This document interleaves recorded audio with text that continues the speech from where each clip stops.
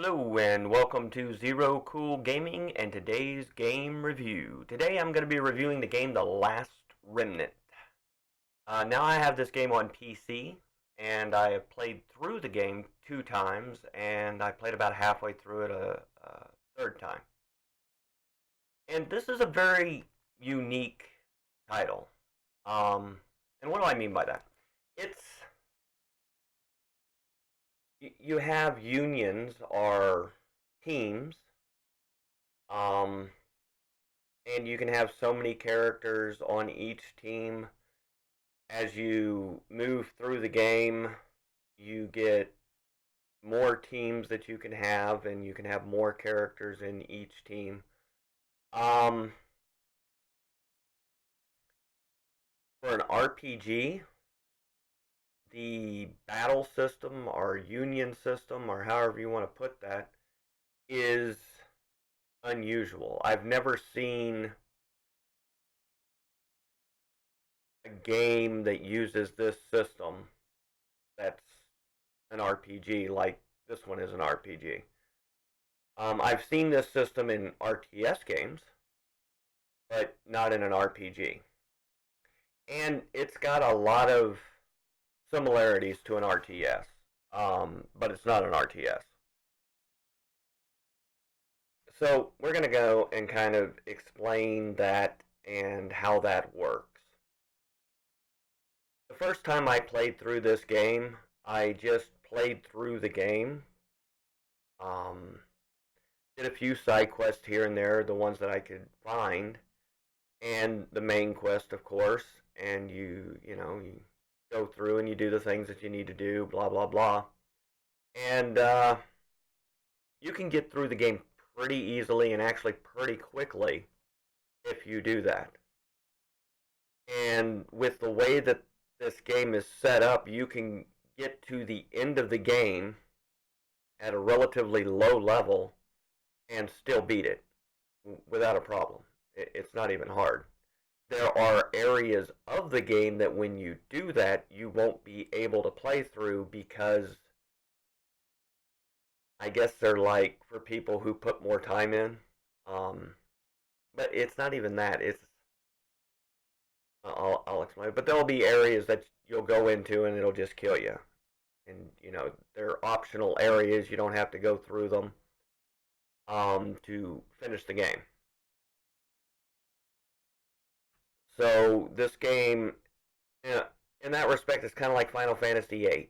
Your enemies level with you, and there are some areas that are locked off if you're too low of a level to go through those areas. There's not a lot of them. There's like 2 or 3 areas that'll be locked off. Um, the second time I played this game, I played it a little differently. Um, One of the first things that I did was I went through and you have a main storyline that's always active. That quest line is always active. But if you go through and you try to open up as much as you can before continuing the main storyline, find new areas and go through those areas and find new areas and go through those areas. If you open up as much as you can before continuing with the main storyline, you get a lot more quests that open up to you, which allow you to level up more and get, higher ranks and higher levels. Um, so the second time I played through this game took me 4 times as long as the first time. I think the first time I played through it, it probably took me 20, 25 hours. The second time I played through it, it took me 100 hours. So it really depends on how you play the game. Along with that, um, there's also the remnants that you can find. Now, remnants are basically weapons, I guess is a way of putting it. You can turn these frozen in time monsters into weapons that certain characters that you collect along the way, certain team members that you collect along the way, will ask you for those weapons. And that's another thing about this game. you only have control over the leveling in that respect of one character. You only have control over that character, over the items and accessories of one character. The rest of your team, while though they can get items and accessories and level up their weaponry, that's done through gameplay, and you have no control over it. Then you have the battle system itself. The battle system itself is a choice based battle system. I guess you'll be given different choices. Like drive them out, recover your health, or attack with mystic arts, or attack with combat arts, or attack with your. It'll come up like a yellow um, coloring to that attack, and it's a special attack, and it's usually the attack that the remnant is capable of doing. The character that you have control over, the remnant that he has, is a necklace. And it's basically like a bonus hit. His particular remnant is not that powerful in battle. What its true, if you want to call it power, is the ability to convert remnants into weapons. And there's a lore that goes with that, which the game kind of goes into, that people who use remnants, the remnants use their life force, the person that they're attached to attack. And then when that person dies, that remnant will cause a catastrophe of some sort to occur in the area that it's left. So it's there's a lot of lore base to it that you don't really see in the gameplay itself, but you see it through the story. One of the things that I liked about it was the fact that it was a unique take on a battle system in that respect. I've never seen this used before in an RPG, and I haven't seen it used since. And I don't know if that's a good or bad thing, but it does make this game in itself a unique game to play. One of the things that I learned through my first playthrough is that as you're building your teams early on in the game, you'll want to be you'll want to know how you want to build your teams to begin with. You'll collect different stances that give you team bonuses, and those stances will level up as your characters level up, and you'll get more powerful stances that do more. And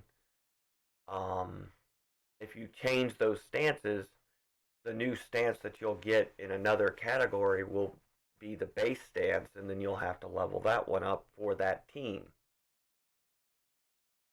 Same thing with the characters within a team. If you created a team, for instance, and let's say the lead character of that team has a remnant, and you unlock that remnant's ability, its attack ability, through gameplay, and then you change that team around, that character will no longer have access to that remnant's ability. That's why I say you really got to know what or how you want to create your teams. And you'll want to decide that very early on in the game. And unless you'd played the game through once already, you have no clue what you're doing, or what matters, what doesn't matter, or even that would play a role. And you don't want to have two of the same type of character as team leaders, because then they'll have the same, super attack in two teams. And I ran into that too. So there's a lot to this game that really isn't explained well in the game, and it's just kind of trial and error, and you learn it as you go. If you enjoy this type of gameplay, though, that doesn't matter. Like I said, I played the game once, and then I turned right around and played it again because I realized that there was a lot of things that I had done wrong. My second playthrough, I still didn't unlock everything. I still wasn't able to complete some of the quests. I failed some quests, but I got a lot further than I did the first time through. And further in this game doesn't mean really that you completed more in that respect. What it really means is that you had a better understanding of how the mechanics work, and you were able to level up all of your characters further as a result of that.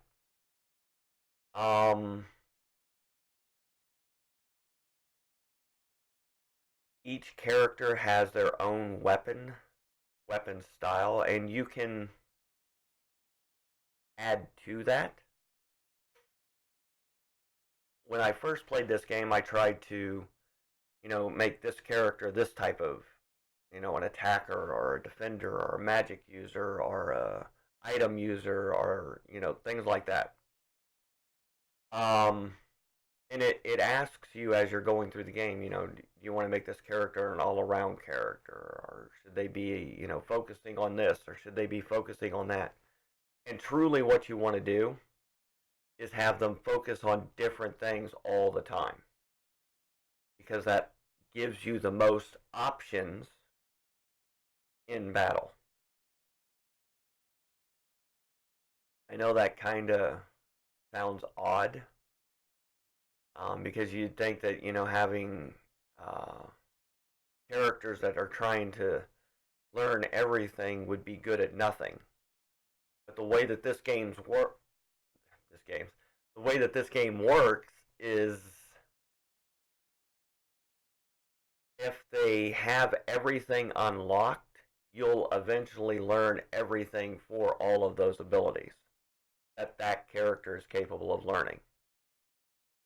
Some characters can't learn item use.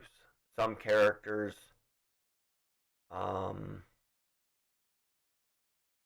can't learn recovery spells.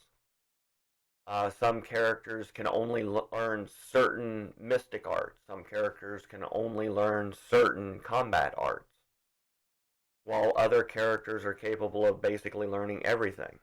Your main character that you can control is capable of learning everything.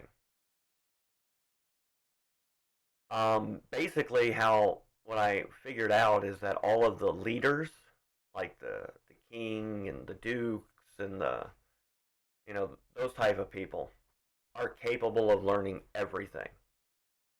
And they're remnant users, so you get special attack with them, and they can learn all the different types of arts and item arts and everything. Recovery spells, you name it. And then their subordinates, or those that are under them,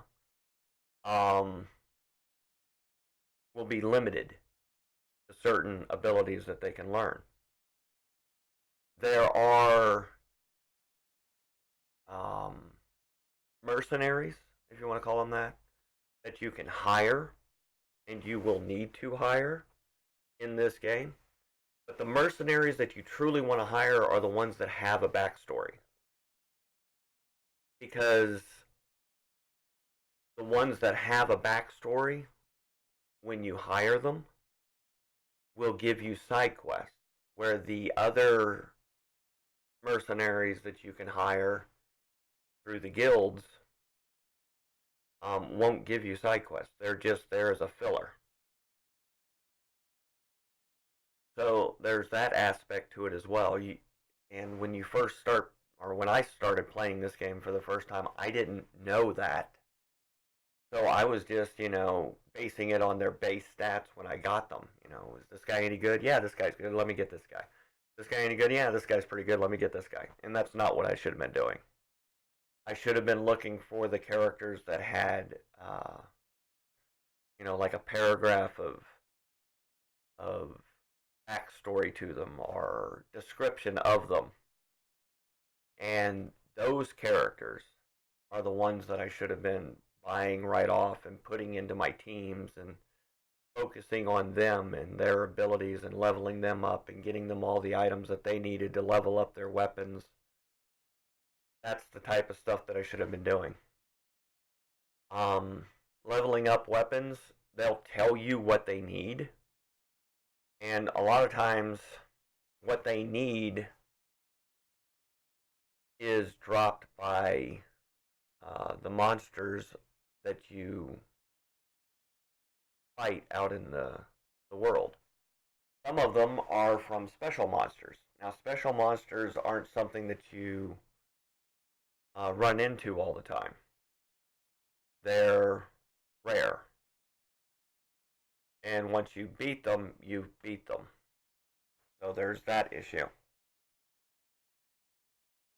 And if you run into a special monster when you're really low level, it'll just annihilate your whole team. Game over.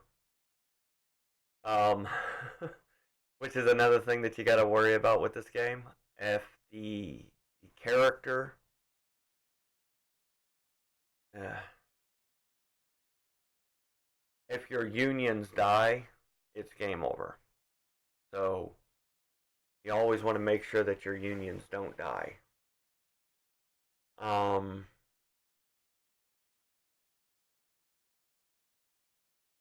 but you can also bring them back. If, like, let's say you've got 3 different unions and one of them dies, as long as the other 2 survive the encounter, you can bring them back. It's not like they die permanently. So that's a good thing. I enjoyed that part of it. Um, it's not what I would call an overly difficult game, but sometimes it can be really hard to figure out what choices you should be making. And a lot of that's going to be based on how close are you to, like, if you need to heal another group, um, your ability to heal that other group is going to be based on whether or not you're engaged with an enemy currently, and it's also going to depend on there's like quick time events during battle where they'll be doing their little battle thing, and when you play the game you'll understand what that means, and all of a sudden you'll get a quick time event that tells you to push a certain button. You can turn that off, but if you turn that off, your characters will level extremely slowly. They will never get their most powerful weapons available, and they also won't learn all of the different abilities that they're capable of. And that this is also kind of a double-edged sword in that respect, because with it on, if you aren't hitting all those quick time events every time, it's basically like having it off. They won't level up properly, they won't get all of their items, they won't get all of their abilities, and they won't get their most powerful weapons. So, yeah, if you really want to build truly powerful teams and see all this game has to offer, you have to have that on. I don't remember what it's called in game, but you'll have to have it on, and it's on by default. And you will have to make those quick time events. And how they work is you'll have like a ring that closes around to the button that you're supposed to press. And when that ring gets to the button is when you want to hit that button. And you'll get a little thing that says perfect. Or it'll say too fast, or it'll say too slow. Or if you just didn't touch anything, it'll say miss. Or, no, actually, I think it still says too slow, even if you didn't hit it at all. So you're basically aiming for perfects every time. And the more perfects you get, the quicker you'll level up. If you're capable of sitting there and hitting those perfects every time, your characters will level up relatively quickly. And that's a good thing. Like I said, you got special attacks with all of your remnants that you'll collect, and those characters who wield remnants have very powerful attacks. Some of them have what I would call game-breaking attacks, where it doesn't just wipe out the group of enemies in front of them, it wipes out everything on the field. So that's kind of unique, I guess. It's kind of cool. Um, but some people might find that boring. I know as I got really high level and I was approaching the end of the game during my second playthrough, I wouldn't even use their special attacks. I would choose to play through the battles so that I could level up other characters, the lesser characters within my teams. Because the super attack just wipes everything out, and that kind of defeated the purpose of me going into the battles in the first place, which was to learn new abilities, unlock new abilities, and then level those abilities up. So it's a unique game, very unique. Um, like I said, it's kind of truly a mix between an RPG and a real time strategy. That's what this game really is. And that's not a bad thing. I don't really like real time strategies, I never have, but I liked this one. It was it was just enough different that it didn't irritate me. Um, so is the Last Remnant a cool game? It's got lots of beautiful colors. The graphics are great. I like the way that they did the cartoonish characters, if you want to call it that. I like the way that they did the enemies. They do a lot of palette swapping in this game, where you'll have the same kind of enemies with just different colors on them to designate that they're more powerful than the last ones that you encountered. But it still has a decent variety of enemies that it doesn't get boring. It doesn't get totally repetitive. Um, as you go through this game, like you're early on, the very first levels that you went to, there's like, I guess, three different times in this game where it will level that up for you. Where your enemies in the very first level, they'll still be easy to beat, but at least they'll drop better items, or they'll give you the ability to unlock abilities for your characters just by fighting them, even though they're still easy. That's why I was saying by your enemies level with you. Um, so yeah, it's a cool game. It's definitely different. I've never played anything like it, that's for sure. And it kept me interested enough to where I was willing to play through it two times in a row and then even start it for a third time later. So my review of The Last Remnant is yes, it is absolutely worth playing. Um, like I said, I have the PC version, and It's got some good graphics to it. For its time, absolutely. I mean, this game came out in what, 2009? I think it came out in like 2009. That sounds about right.